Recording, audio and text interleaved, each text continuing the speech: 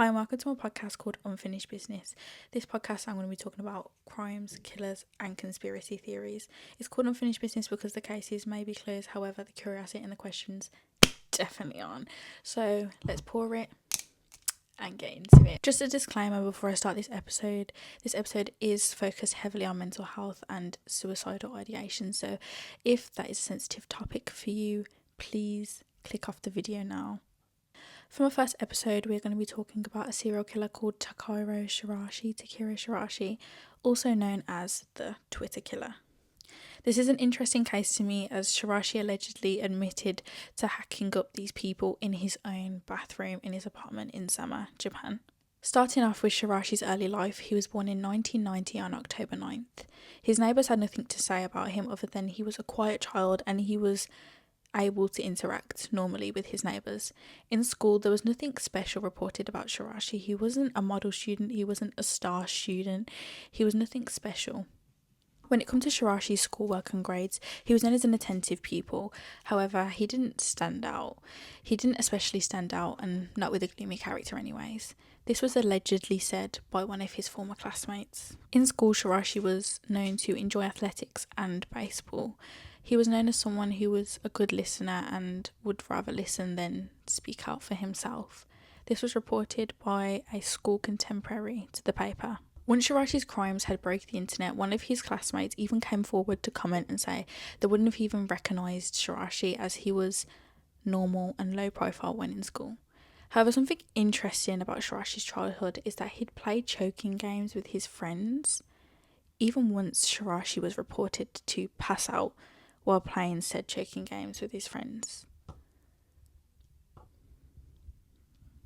After Shirashi graduated in 2009, he found a job at one of his local supermarkets. However, he quit this job just over 2 years after working there. After Shirashi had quit his supermarket job, he found a job at working as an illegal sex scout in one of Japan's biggest red light districts. He started working as a scout for sex parlours in Kabuchiko, which is again Japan's biggest light district. He was looking to lure young women into working in the clubs there. However, in February, Shirashi was arrested and was given a suspended jail sentence for refuting a woman in a sex shop, knowing that she would be exploited into prostitution.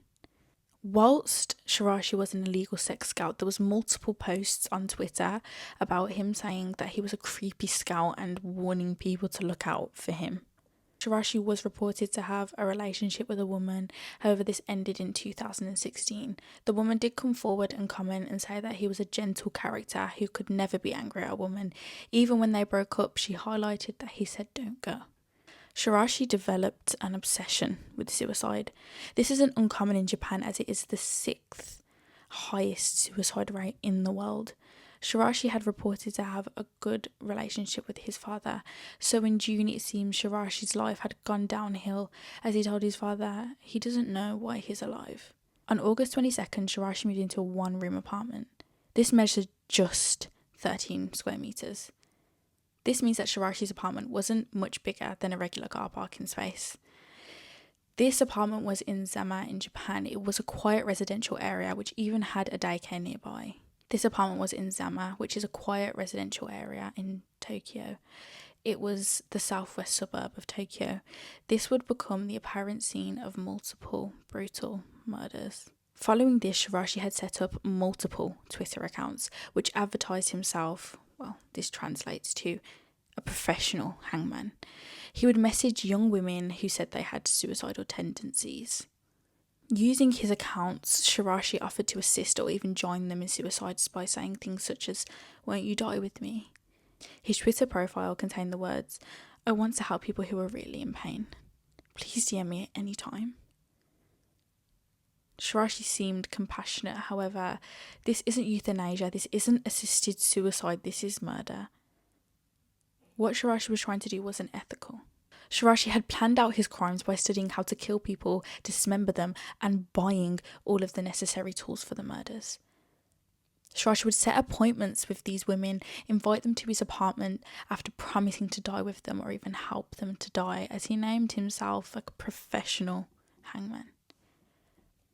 After the women would show up to his apartment, he would sexually assault them, rob them, and take away their money and possessions.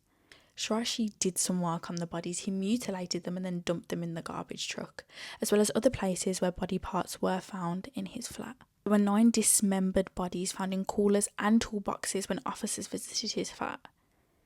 He was age 30 when this took place. There were most young females.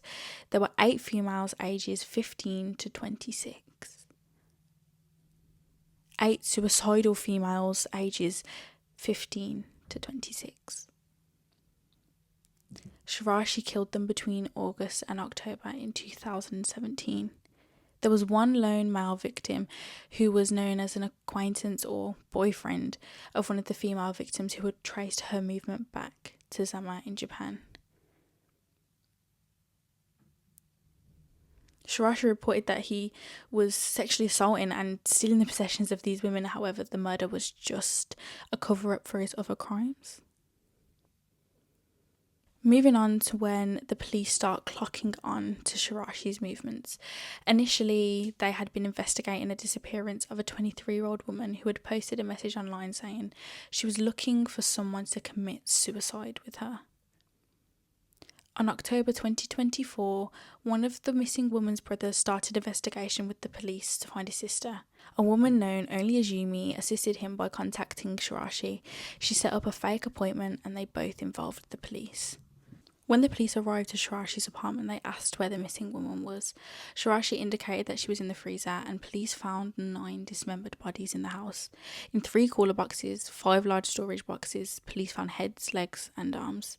Neighbours had corroborated the events by confirming that they smelt foul smells of rotting flesh coming from Shirashi's flat. Shirashi had discarded elements of people into his bin, which had been taken away by the recycled garbage. They quoted the police investigators by saying that they first found the heads of 2 victims in a cooler box, which was obscured by cat litter to mask the smell.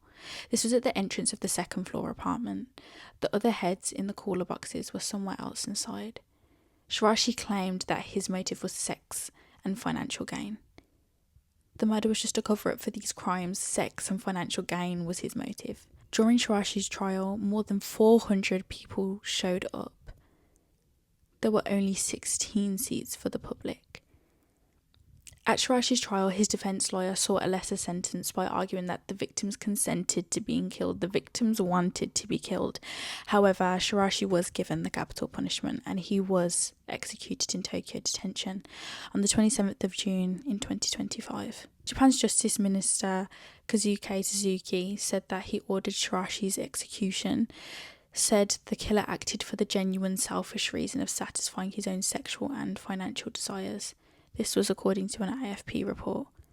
In result of Shirashi's terrible and horrendous crimes, Twitter, now X, has updated policies to say that users are strictly prohibited from promoting suicide and self-harm. Thank you for watching the first episode on Unfinished Business. I hope that you enjoyed this episode. I know it wasn't very long.